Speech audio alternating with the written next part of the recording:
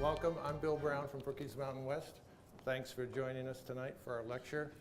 I wish I could take credit for scheduling a lecture on overcoming legislative gridlock at the time where we are experiencing the ultimate manifestation, I guess, of gridlock with the government shutdown. But I don't want to take any credit for it, nor do I want to take any blame for that.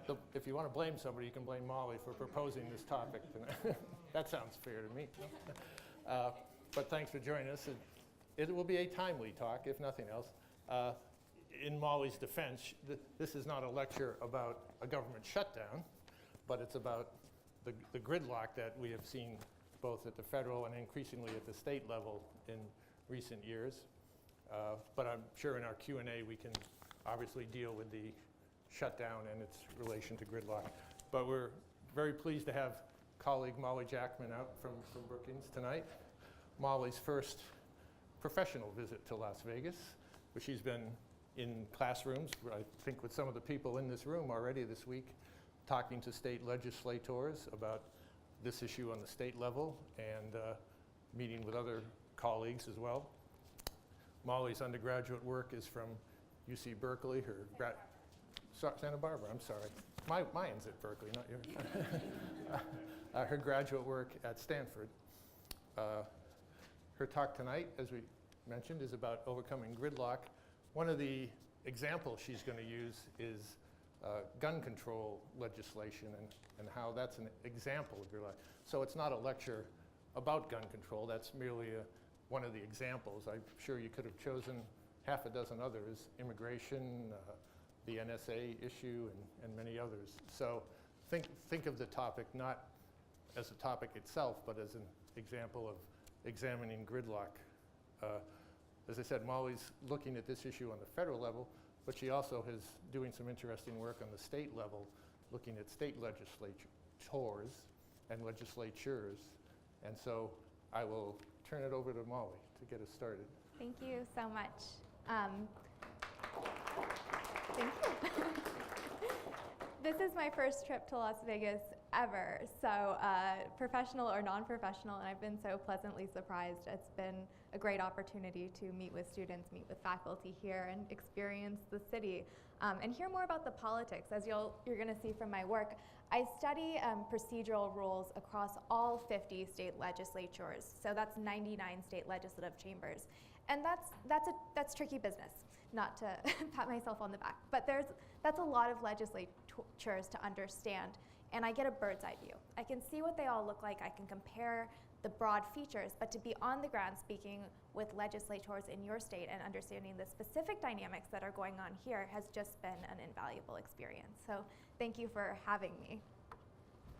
So I want to start by looking at Obama's record on gun control. And Obama hasn't come out, well, he didn't come out at the beginning of his term saying we need more gun control, but he did say things to that effect. So in his acceptance speech in 2008, he said, "Don't tell me we can't uphold the Second Amendment while keeping AK-47s out of the hands of criminals." Then, after the Tucson shooting, he said that's why our focus right now should be on sound and effective steps that will actually keep those irresponsible, law-breaking few from getting their hands on guns in the first place. So he's getting a little bit more aggressive, not saying, we need to change gun laws, but starting to move in that direction. Okay, then we have the shooting in Aurora.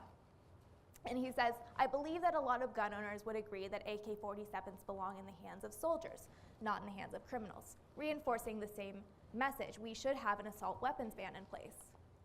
After the Newton's shooting, in the coming weeks, I'll use whatever power this office holds aimed at preventing more tragedies like this. His statements are becoming stronger and stronger. And then, just recently after the Naval Yard shooting, he said no other advanced nation endures this kind of violence, none. And there is nothing inevitable about it. It comes about because of decisions we make or fail to make, and it falls upon us to make it different. So now he starts talking about actual policy change pretty explicitly. How does the public feel about gun control? Well, this is a Gallup poll, and the lower numbers represent public opinion after the shootings at Sandy Hook Elementary School. And what you see is that while most of the public doesn't want really, really staunch gun restrictions. They do want more tight gun control. So 91% after Sandy Hook would vote in favor of requiring background checks for gun purchases. 60% wanted to reinstate the assault weapons ban. And 54% wanted to limit the sale of ammunition magazines to those with 10 rounds or less. So Obama's kind of on trend with public opinion. These numbers were not as high, as you can see, prior to Sandy Hook, but as more and more of these tragedies took place, the tides of public opinion really started to turn. So the question is, what have we done about it? And change, as you all know, has to originate in Congress. So in the 113th Congress, this current congressional session, there have been 72 bills introduced that pertain to gun control. 56 to restrict gun rights and 16 to expand gun rights. 0 of those bills have become law so far. In this session, 8 of the 70 bills were reported from committee. So there was this huge percentage that were stuck in committee, that never survived the committee process, and 1 received a floor vote. So we're seeing 71 bills that were introduced to reform gun rights that never even come to a floor for the vote, that the majority of the chamber can't even express an opinion on. Of course, the 113th session isn't over yet, and there's still an opportunity for change, but looking to previous sessions, we see very little cause to think that there will be any. So in the 112th Congress, 28 bills, fewer because gun control was a less salient issue then, were introduced to restrict gun rights. 4 of them made it out of committee, 4 received a floor vote, 3 passed the chamber where they were introduced, all of which were introduced in the House, and then 0 made it out of committee in the Senate. 26 bills were introduced to expand gun rights, and again, 0 of those bills made it out of committee. So even though public opinion, the president, is expressing a preference for greater gun control, Congress isn't able to act. This pattern transcends the issue of gun control. So this graph shows from the 80th to the 108th Congress, and the top line is those bills that were reported out of committee. The bottom line is bills that became public law. And a couple things are of note here. First, let's just look at the recent years. Fewer than 10% of bills that are introduced in the chamber are surviving the committee process. So this always reminds me of the song that most of you have probably heard, "I'm Just a Bill," where that bill talks about, getting stuck in committee. He'll be lucky if he makes it to the floor. That song motivates most of my research. And so we've got less than 10% of the bills being reported out of committee. The other thing that I think is particularly noteworthy of this figure is how closely this bottom line, the bill that become public law, approximates the bills that are being reported out of committee in their chamber of origin. So bills are getting blocked at the committee stage, and then conditional on being reported, they have a high probability of passage. So that committee's decision is really having such a strong influence on what public laws are being enacted. So the question that I hope will motivate this talk is, what causes legislative inaction? Well, we might just think it's the case that bad bills get blocked. Lots of bills get introduced. Not all of them should pass. We wouldn't want all of them to pass. Floor time is limited. We need some mechanism of just killing those bills before they can make it too far. Another possibility is that majority party size is what's driving legislative inaction. So for instance, Reid almost didn't bring the assault weapons ban to the floor in the Senate, even though he had the majority, because he knew it would be dead on arrival in the House. And that's simply because he knew that the House had the Republicans in the House had the numbers to prevent the assault weapons ban from passing. The greater the majority party size, the more defection it can take and still express its will. There's also the possibility that polarization within and across parties is driving gridlock. And I think this is the one what we hear talked about the most. If you look at a graph of preferences in Congress, they really form this, it's a very bimodal distribution. Democrats are on the left, Republicans are on the right, and there's a big valley separating them. So we have very tight preferences within parties, very extreme heterogeneity across the parties' preferences. So the two parties don't agree. So how does intra-party heterogeneity cause legislative inaction? Well, we're not seeing a lot of that right now because there's a lot of within-party homogeneity. But 15 red state Democratic senators voted against the assault weapons ban because they're from red states, their seats are not safe, and they needed to. On the flip side, we have the highest level of party unity in House history. This was a recent Brookings report showed this. And that's causing a lot of the conflict in the House. That's causing a lot of the inaction because the Republicans are all voting together and you don't see any votes on bills that the Republicans don't want to see pass. So what I'm going to argue is that these factors cannot account for the totality of congressional inaction. In order for them to play a role, you need the procedural rules to facilitate bill blocking. So to go back to this instance of committees wouldn't be powerful at all if they didn't have the right to decline to hear or to report bills to the floor. If all bills that came to committee had to be reported out, committees would not be a veto point in the legislative process. The rules have to be in place to make it that way. So what do procedural rules look like in the US House? As we've seen, and as I just said, committees can block bills. They can decline to hear them or to report them, and that allows for that less than 10% report rate from committees that we saw in the figure earlier. In addition, the Speaker and the Rules Committee have a lot of discretion to determine the order of bills on the floor calendar. For instance, the Rules Committee can propose special orders, which would move bills up on the calendar, and implicitly move other bills off the calendar entirely because of limited floor time. So I want to take a second to define a couple terms that I'm going to use throughout the talk today. And the first is majority party gatekeeping rights. So the majority party has a gatekeeping right if the procedures allow it to not act on a particular proposal, and this inaction results in the status quo policy remaining in place. So this is, for instance, the majority party's ability to decide not to hear bills in committee, or the majority party leader's ability to set the floor agenda. This majority party gatekeeping rights are subtly distinct from majority party gatekeeping power.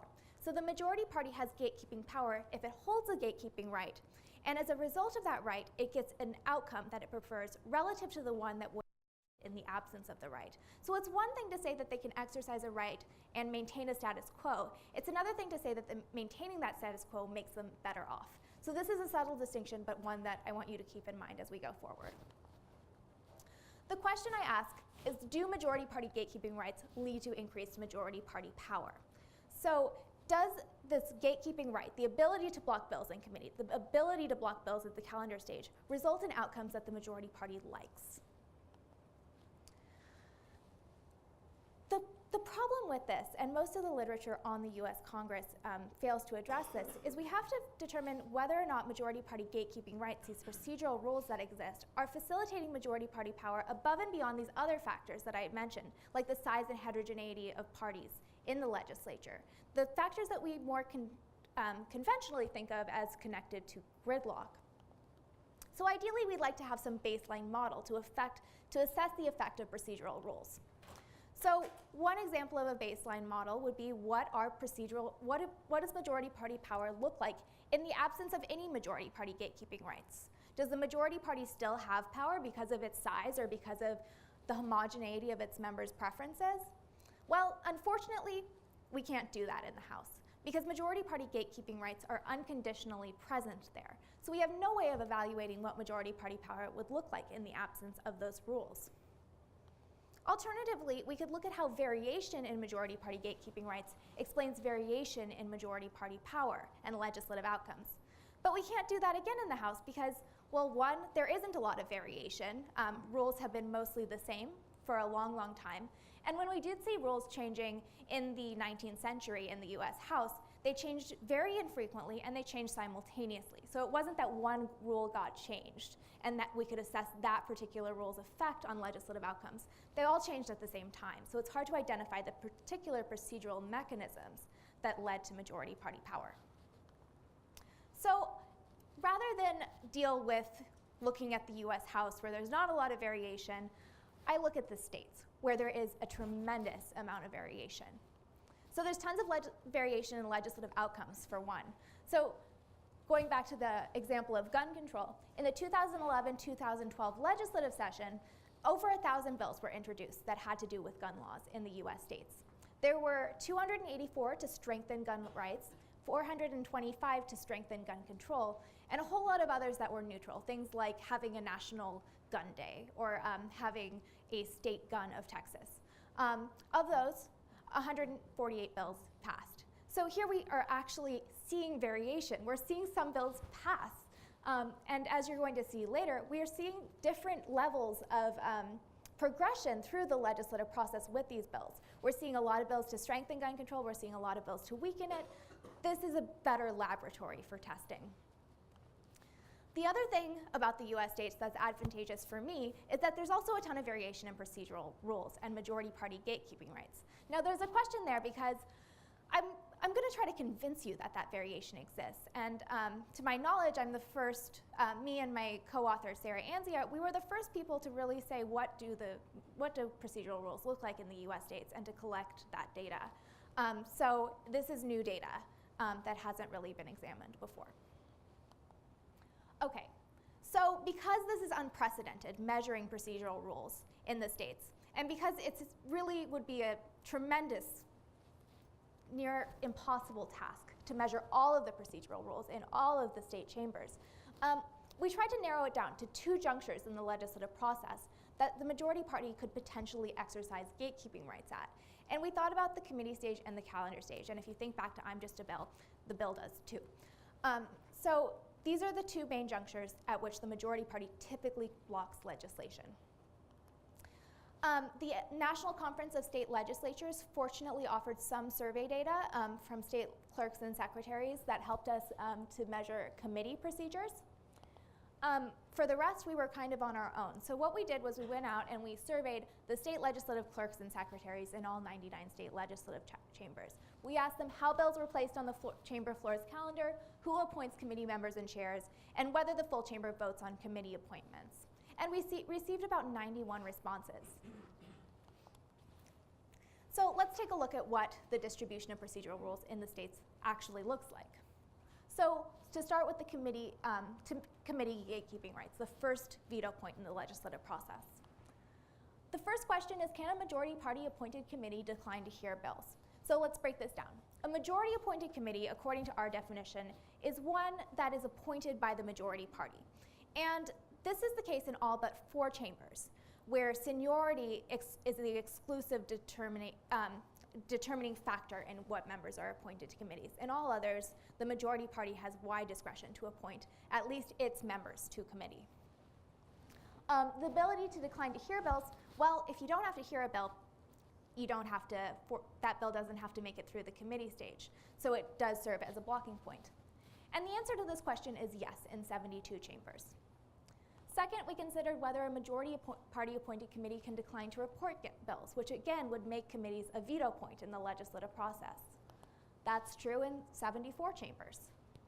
So can a majority party appointed committee either decline to hear or to report bills? Because either one, it should be sufficient for the majority party to block bills from continuing further in the legislative process. The answer is yes in 79 state legislative chambers. Okay, so that's a lot. And we might say that in most chambers, the majority party can block bills in committee, and we would be correct in saying so. However, I want to point out that there are 20 state legislative chambers in which the majority party does not block bills in committee. That means that every bill introduced in committee has to emerge from it. This is a surprising idea to a lot of people who grew up on I'm Just a Bill, saying, I'm going to get stuck in committee, I'll be really lucky if I survive. But there are 20 state chambers in the United States where that is not the case. Next, moving on to calendar gatekeeping rights, the second juncture at which bills can be blocked. So the first question we asked is, can a majority leader set the floor calendar? And the answer is yes in 45 chambers. There's a lot of cases in which majority-appointed committees can set the calendar. Specifically, there are 16. And then there are 61 chambers in which either a majority leader or a majority-appointed committee can set the floor calendar. In the remaining chambers, the calendar order is determined by some automatic process. For instance, numerical order of bills or alphabetical order of bills. Are there any questions about the coding scheme before I move on, or questions more generally? Okay. Feel free to interrupt me if you do have questions. I put together some slides with information on how your clerk and secretary in Nevada responded to these questions, and I'm happy to circle back around to those during the Q&A, but I want to move forward to make sure we have time to get through everything. But I'll give you the big takeaway, which is the majority party has committee gatekeeping rights, but not calendar gatekeeping rights in both chambers in Nevada. Okay. So we have our measure of majority party gatekeeping rights. We know whether or not in each chamber the majority party can block bills at the committee or the calendar stages. But it's still an open question whether or not those gatekeeping rights lead to majority party power, the majority party's ability to not only block bills it dislikes, but to get outcomes it prefers. This is a hard thing to measure. And it's especially hard to measure across all of the states where we don't know what the majority party might want, and we want a common measure that captures majority party preferences in each of these 99 chambers. So we think if a majority party has gatekeeping rights, no bill should come to the floor that the leadership opposes. Pretty basic. So the next question is, what bills would the majority party in any type of legislature oppose? The answer to this is majority roles. And if you have other suggestions for different measures of, or different ideas about what bills the majority party might oppose, I would love to hear them, because this is certainly an imperfect measure. But I think it's one that can be generalized across all legislatures. So a majority role is a passing bill on which a majority of the majority party voted in opposition. So this is a bill that passes against the wishes of the majority party. The prediction then, because the majority party is, with gatekeeping rights, is going to block bills it doesn't like, which are going to be majority roles, is that if the majority party has gatekeeping rights, majority roll rates should be 0, or at least allowing for a little bit of error, very, very low. So here's an example. Immigration reform, something that has been on the minds of a lot of people very recently. Immigration reform, the comprehensive immigration bill that the Senate passed, is now stuck in committee in the House. And the reason that Boehner said it should be stuck in committee is he invoked an informal procedure called the Hastert rule. He's quoted as saying, "I don't see any way of bringing an immigration reform bill to the floor that doesn't have the support of a majority of Republicans." So in other words, he's not going to allow comprehensive immigration reform to come to the floor because he thinks, well, I'll infer what he thinks. He thinks that if it did, that bill would pass. There would be enough moderate Republicans, or Republicans with interest in seeing an immigration bill pass, that would vote in favor of the bill. But it would pass against the wishes of the majority of the party, the Tea Partiers, the more extreme members who don't want immigration reform to pass. So in other words, it would be a majority role. I'm sorry that this is so difficult to read. This is scanned out of a book. This is from Cox and McCubbin Setting the Agenda, and this tracks majority roll rates in the US House and Senate. And you can see we'll just focus on this part of the graph, the majority roll rates in the US House and the more recent era. And what you see is that they are low. Sometimes they're 0, mostly they're beneath 5%. The majority party in the US House has gatekeeping rights. That's what we expect them to be. What do majority roll rates look like in the US state legislatures? Well, when I look at this, the first thing I think is that they're certainly not 0. There are some state legislative chambers in which they are 0. There's 8 of them. But then there's a whole bunch in which the majority is rolled on a lot of votes. So in most, majority roll rates are below 5%, which we might consider low enough to conform to our conventional views of legislatures. But then there are all of these state chambers where the majority is rolled on more than 10% of votes. And there are all these chambers in which it's rolled on more than 15% of votes. Now, if I showed you what minority roll rates looked like in the US House, they'd be up here. So majority roll rates are not universally low in the US states. Nevada House, just for your information, this is data from 1999 and 2000. In that session, 138 bills came to a vote in the House, or in the Assembly, I'm sorry, that's a typo, or yes, that's incorrect. There were 3 majority rolls, which meant the majority roll rate was 2.3%. In the Senate, the majority roll rate was 8.8%. So what I did in my research is to assess the effect of these gatekeeping rights at the committee stage and the calendar stage on majority roll rates. And we can begin at the committee stage. So the presence of non-hearing rights, so the ability to not hear a bill in committee, leads to a 2.3 percentage point decrease in majority roll rates. Non-reporting rights lead to a 2.1 percentage point decrease in majority roll rates. And having either non-hearing or non-reporting rights leads to a 2.3 percentage point decrease in majority roll rates. So this is consistent with the idea that majority roll rates are lower in chambers where the majority party has the right to block bills at the committee stage. Moving now to the calendar stage. So in chambers where the majority party leader can determine the order of bills on the floor calendar, and I'm sorry for the typo in this slide as well, this should be 6.1%. I got a little too excited about the 0 there. So the effect of having a majority leader that sets the floor calendar is nothing. That rule doesn't matter. The effect of having a majority appointed committee, so this would be a rules committee or a calendar committee, set the order of bills on the floor calendar is 2.2 percentage points. And then the total effect of having either a majority leader or a majority appointed committee set the floor calendar is 1.4 percentage points. The takeaway again, majority roll rates are lower in chambers where the majority party can block bills at the calendar stage. Now, rules don't exist in isolation. Most chambers have both committee and calendar gatekeeping rights. In fact, all chambers have both committee and calendar gatekeeping rules. So it's not so helpful to consider them in isolation. It's more helpful to consider how these rules interact to increase or decrease majority party power. So the first thing is, what do majority roll rates look like in that perfect baseline model in which neither committee nor calendar gatekeeping rights exist? That's the model, remember, we wanted at the beginning of the discussion. And we can evaluate that in the states. And majority roll rates are 8.4%. So that's pretty high. That's significantly higher than most scholars who study the US House would predict roll rates should be, which shows that procedural rules are having some effect there. If committee gatekeeping rights exist in the absence of calendar gatekeeping rights, majority roll rates decrease relative to that baseline by about 2 percentage points.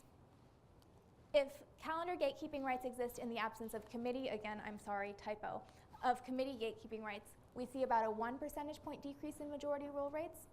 So from this and the previous slide, we might conclude that committee gatekeeping rights have a much stronger effect on majority party power and influence relative to calendar gatekeeping rights. And that's true to a certain degree.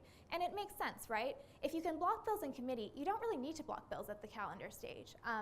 You've already done it. So the calendar stage is relatively unimportant. The problem with this is that in practice, people make errors. And the composition of committees might vary. And the majority party might not always get what it wants on the first try.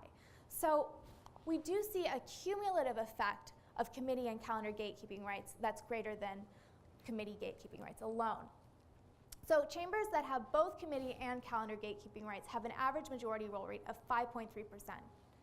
And that's starting to get back in the range where we might think of majority roll rates as being low. So the conclusion from this is that majority roll rates are lower in chambers where the majority party exercises gatekeeping rights, consistent with the hypothesis. I want to look at the case of Colorado, and I want to do this for 2 reasons. The first is that there's been a lot of work on how majority party influence affects gridlock, on how procedural rules allow the majority party to set the agenda. However, this work, I think, contributes to the study of institutional design, beyond the study of majority party power. So if you students, you've probably read a lot of these theories, and if you were asked to design a rule book for a legislature from the ground up, you were told there's this new state in the union. What rules should we put in place to privilege the majority party? I read a lot of this literature. I would have no idea. And the problem is that most of it focuses on the US House, so we can't assess the effect of a particular rule on majority party power, or on minority party power for that matter. And by leveraging the variation that exists across the states, we can start to say which rules matter, which rules don't, which rules matter more than others. The second reason I want to look at the Colorado House is because it's super cool. So in 1989, Colorado passed an initiative that took away majority party gatekeeping rights. So it abolished majority party gatekeeping rights at the committee and the calendar stages of the legislative process, which means that in Colorado, if a bill gets introduced, it has to be reported out of committee and it has to make it to a floor vote. So this is a really interesting case. And in Colorado, the majority roll rate is 9.7%, high, significantly higher than average by about 1 standard deviation. Now we can start to consider, well, what if they change their rules? And we could look at how particular rules would affect would affect the roll rate. For instance, what happens if we add a non-hearing right? What happens if we impose a seniority requirement for committee appointments? But I want to look at them more generally since we have limited time. So if the Colorado House were to adopt a committee gatekeeping right, were to allow majority appointed committees to decline to hear or to report bills, we would expect to see a 2.7 percentage point decrease in the majority roll rate, bringing it down to 7%. If they were to adopt a calendar gatekeeping right in the absence of a committee gatekeeping right, there would be no effect on the roll rate at all. It would stay up right around 9.7%. But if they were to adopt both committee and calendar gatekeeping rights, we would see a 5.2 percentage point decrease in majority roll rates, bringing that roll rate down to 4.5%, which is something I would describe as low. I'm kind of using this 5% as a threshold for a roll rate that I would define as sufficiently low to conform to our expectations. I mentioned before that there are these confounding influences. Majority party size might also affect roll rates, and in fact it strongly, strongly does. The relationship between majority party size and majority roll rates is 18%. So majority party size alone explains 18% of the variation in majority roll rates. And the other advantage to doing research on the states where there is all of this variation in the size of parties and the heterogeneity of their rules and preferences is that we can compare the effect of majority party size. We can say, how would adding X many members affect the majority party's power relative to adding this particular procedural rule? So to give you an example of how we can do that, a 1 standard deviation increase in the size of the majority party in Colorado, which would be 9.5 percentage points, non-trivial, would result in a 3.1 percentage point decrease in majority rolls. So to get that same effect, that's 5.2 percentage point decrease in majority roll rates, the same as instituting both committee and calendar gatekeeping rights, we would need to see the majority party size increase by 16%. That's huge. So why should we care about this? It's hard to get too excited about procedural rules. I recognize that. However, I think it is significant that we consider these things. The first is that procedural rules affect gridlock. They affect policy outcomes, and we don't think about them enough. So 5.2 percentage points is equivalent in the average chamber to about 23 bills. And these aren't just the normal bills, the votes on commendations, the votes on amendments, the ones that we don't really care about. These are the important bills. These are the bills that are coming to the floor and passing against the wishes of the speaker. They're passing against what the majority party wants. These are the bills like gun control, like immigration reform, like the NSA, like the continuing resolution that's being held up in the committee in the House right now, that really shape policy in our country. So 5.2 percentage points, while it might not look like a big deal on paper, it's a big deal in practice. I want to go back to our example of gun control to illustrate how this actually might work for a particular policy.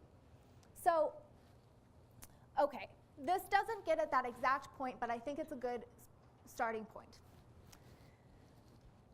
31.9% of bills introduced on the topic of gun control emerge out of the committee in the chamber in which that bill was introduced. 25.5% receive a chamber vote in their committee of origin. 24.4 pass in that chamber. 18.5, so this is the next big veto point. 18.5 make it out of committee in the second chamber because we have bicameral legislatures. 18.1 will come to a vote in that second chamber. 17.3 pass that chamber. 14.7 become public law. So what you might expect is big drops here. Big drops once you pass these procedural hurdles and have to actually get a chamber vote. A lot of bills failing. What you're actually seeing is that the percentage of bills passing the chamber is not really that different from the percentage of bills that are being reported out of committee. That's the big veto point. That's where laws are getting made. We can consider this a little bit more explicitly too. So I separated chambers into those that have committee gatekeeping rights and those that don't. And what we find is that in chambers that don't have committee gatekeeping rights, where committees can't block bills, we see this huge increase in the number of bills that are reported from committee on the issue of gun control. It trickles down. So we see about, 38.6% of bills rather than 24.7% of bills coming to a floor vote if there are no committee gatekeeping rights. We see a big jump in the percentage of bills that pass the chamber, and then we see a big jump in the percentage of bills that are becoming public law. So again, here's a real policy, here are real bills. We're seeing how having committee gatekeeping rights as opposed to not having committee gatekeeping rights makes a big difference. Now moving on to the calendar stage. The effects are still big, not as big, but we're seeing in chambers with no calendar gatekeeping rights, so where a majority party leader or a majority appointed committee does not set the floor calendar, we're seeing about 46.9% of bills that were on the topic of gun control coming out of committee as compared to 27.3% that are getting held up. So one of the reasons for this is that committees might be conditioning their action based on what they know is going to happen at the calendar stage. We see 42.7 as opposed to 20.2% coming to a final passage vote in their chamber of origin. We see 41.2% as compared to 20%, so more than double the percentage of bills passing their chamber of origin, and almost triple the number becoming public law in chambers that do not allow the majority party to block bills at the calendar stage of the legislative process. So lastly, we can consider chambers that have both calendar and committee gatekeeping rights, and the effects are huge here. So we see almost double the number of bills getting a committee report in chambers where neither of these rights exist, more than double receiving a final passage vote, more than double passing their chamber of origin, and 18.2% rather than 14.7% becoming public law. So to me, this is pretty compelling evidence that these rules are not just affecting majority roll rates, this particular outcome that only occurs in the chamber of origin. These are having real effects on policies like gun control. The second reason of why we should care is something I've already talked about, institutional design. Legislatures vote on their procedural rules at the beginning of every session. This is the case in almost every legislature in the world. And it requires a 50% vote. It means that this moderate member who's right in the middle of the preferences of the chamber is really getting to determine which rules are going to govern the body for that session. We don't know what rules matter. They don't know what rules matter. But I think that this can tell us which rules do matter, which rules we shouldn't care about, which rules legislatures might benefit from adopting, and which rules they might benefit from abolishing, based on how they want the distribution of power to look like. So to conclude, partisan polarization, as you all know, as is very apparent today, is preventing important policymaking in the United States. The majority party exercises power in legislatures not only by pushing bills forward in the legislative process, but also by holding bills back, by blocking them. This is what's referred to as the second phase of power. And in order for this to be the case, the majority party doesn't only need a size advantage. It doesn't only need polarization, but it needs to have rights. It needs to have the rules in place that allow the preferences of its members to manifest, to allow those members to block bills. And the majority party shares a greater policy advantage where it can block bills in committee and it can block bills from appearing on the floor calendar. So with that, I will open things up for questions. I look forward to hearing your thoughts. Thank you, Molly.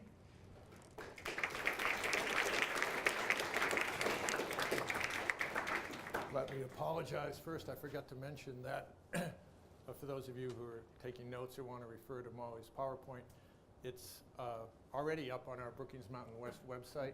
So if you go there tonight or tomorrow under past lectures, you'll see a link to the PowerPoint. So if you want to make reference to any of the graphs or charts or information, they're there, as will the video of this lecture in a few days. So my apologies for those of you who might have been scribbling frantically while Molly was talking. Anybody want to start us off with a question right here? Yeah, that was very interesting talk there. Have you, I guess certainly the House of Representatives, most legislatures, I guess, require the appropriations to begin in the House. Have you noticed any difference with those types of bills? And do houses in general have more blocking than Senates, or have you been able to notice any distinction? So unfortunately, I haven't been able to look at appropriations bills more specifically. It's something I would really love to do. Unfortunately, it's very hard to get information on appropriations bills at the state levels. With regard to houses versus senates, senates are traditionally thought of as being more collegial, more effective governing bodies. Well, not more effective, less impulsive. Whether or not that's true is open to debate, but what I can say is that senates do have lower rates of majority rules on average than do houses. There's another, yes? Could you give us an example, one or two key examples of how current legislation, for example, the debt crisis coming up, or the ceiling, or what's happening with the closing of government, what mechanisms are being used to stall legislation, other than, of course, whose House is controlled by Republicans? Yeah, so I recently wrote a paper on immigration reform, and I touched on this a little bit during the talk, and how procedural rules are being exploited, formal and informal, in order to keep that bill in committee.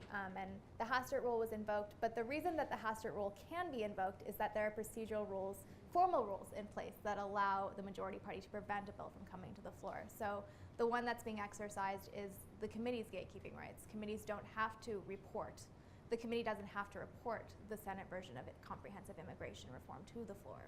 So, and that's on the instruction of Speaker Boehner, I imagine. Right now, the continuing resolution, the clean continuing resolution from the Senate is stuck in House committee.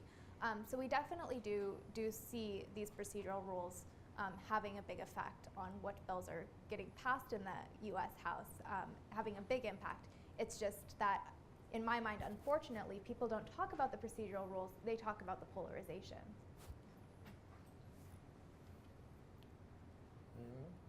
Sir? Sure. In a state like Colorado, where they don't have either the gatekeeping or the calendar, what's to prevent a party who wants to create gridlock from just introducing frivolous bill after frivolous bill into causing constant floor votes? Not a lot. So the problem with getting rid of all of your procedural rules is that you don't allow those bad bills to get blocked. I think the main thing that's preventing that from having such a big impact is that there is limited time in a session. So one thing is confusing about one of the, let me go back here. Okay, so here, these are chambers that have no committee gatekeeping rights. So what that means is that every bill introduced has to get a committee report. Why isn't that 100%? The answer is that committees don't have time. They have to prioritize, and if the session ends before all bills are considered in committee, then the session ends. So I think while those rules do make it more likely that frivolous legislation is going to create more gridlock on the floor, because you can just introduce whatever you want, and it has a higher probability of making it to a floor vote. It doesn't mean that that's going to be entirely the case in practice. Anyone? Oh, I'm sorry, please. Committee chairmen, are they mostly dictatorial speakers? Do they set the calendar without much, or are they pretty much on their own in setting the calendar? In other words, was there any diversity between, say, one state and another state in terms of how a speaker could perhaps dictate what the calendar would be? Yeah, absolutely. So there were 45 state chambers in which the presiding officer, which most of the time was the speaker, the president in the Senate, sometimes the majority leader, would set the floor calendar, and by that I mean could determine kind of on the fly the order of bills on the calendar. There were a lot of states in which the calendar, in contrast, would be set by an automatic process, so numerical order or alphabetical order. So there's certainly states in which majority leaders do have more control over the floor calendar. Do state legislatures have the power in some places to blast bills out of committee that they can't get otherwise? They do. Yeah, in most state legislatures there is some sort of committee discharge procedure, and I found in another paper that's going to be published hopefully very soon that, and actually a paper published on the Brookings website, that the presence of some sort of committee discharge procedure, even in chambers with committee gatekeeping rights, leads to an increase in majority roll rates. So even though committee discharge isn't something that occurs frequently, just by being on the books and being a credible threat against majority party obstructionism, it does lead the majority party to condition its behavior. On the filibuster, that whole issue, could you give us a little bit of information about how that's being used, either trying to discontinue the use of filibuster? You know, what are the implications of this mechanism for control is what it is, if I understand. So right now, the current project I'm working on is on minority rights, and I'm doing 2 surveys. The first is of state legislative clerks and secretaries, similar to this, asking them what mechanisms does the minority party have at its disposal to stall legislation. The second one is a survey of minority leaders and whips in the 99 chambers, asking them what mechanisms they think they're more inclined to use, which mechanisms they can use and which ones they think are most effective in allowing them to stall legislation. And the filibuster gets a lot of attention. I always go back to the definition of a filibuster, which is any procedure that allows for the stalling for inaction, allows a group to stall a vote. So the mechanism in the Senate is obviously prolonged debate. I'm not convinced that if we got rid of that rule, that there would be less filibustering. So in a lot of states, as we've seen, withholding a quorum is another way to filibuster for the minority party. In other places, it can be by introducing lots of dilatory motions to stall a vote, or lots of non-germane amendments. Anything that would slow the process down. So while prolonged debate does get a lot of attention because of its use in the Senate, it's certainly not the only way to slow legislation. Could I ask one obvious question? And that is, Absolutely. in studying all these states, you've taken a look at Nevada. Yeah. Are we in the norms on this, or are there things where we stand out? So before I came here, I pulled up my data and I looked at Nevada and I thought, looks right. The majority roll rate is low. You have procedural institutions in place that allow the majority party to block bills. Well, then I get here. And I learn about what's going on here. And the interesting thing about Nevada to me is when I studied these dynamics, I think about a one-dimensional policy space, a left to right policy spectrum. What you have here is a two-dimensional policy space, if not 3. You have left to right, particularly on social issues, it seems. And then you also have a geographical dimension. So that allows for really interesting coalitions to form in the legislature that are across party lines.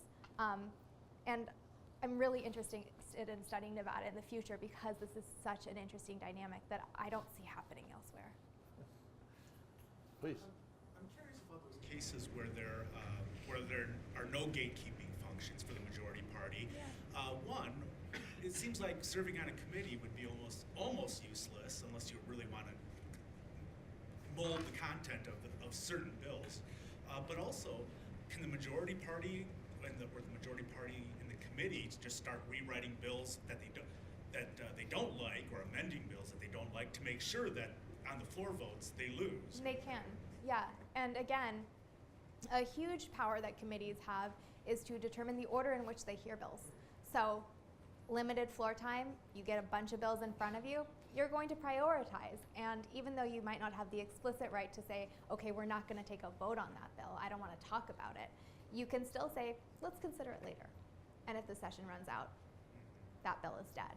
So, so while committee gatekeeping rights are important, and I'm pretty convinced of that, it doesn't mean that committees don't have other ways of influencing legislation.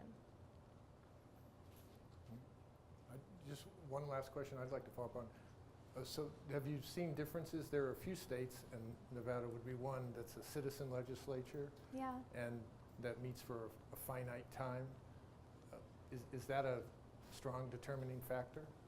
I find that controlling for the level of legislative professionalism doesn't affect how procedural rules affect majority party power. However, I do find that if you consider only citizen legislatures, these rules have a much weaker effect on majority party power. And I think one of the reasons is that if you have a 120-day session, everything's getting ironed out ahead of time.